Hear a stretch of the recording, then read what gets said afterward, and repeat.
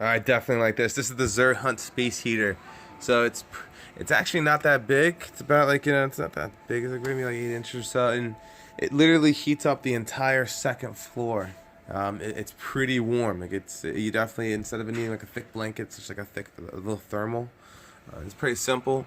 On the top here, if you can see it, pull it over here. There's three little spots. There's power. This middle one is the timer. And setting. I haven't even used that yet, so I'm not sure really.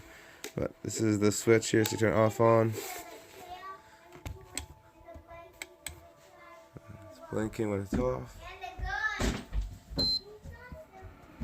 And boom, back on.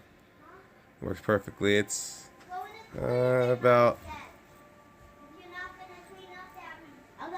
2 hours, and then it raises the whole second floor up by about like 8 degrees. Definitely 5 to 8 degrees.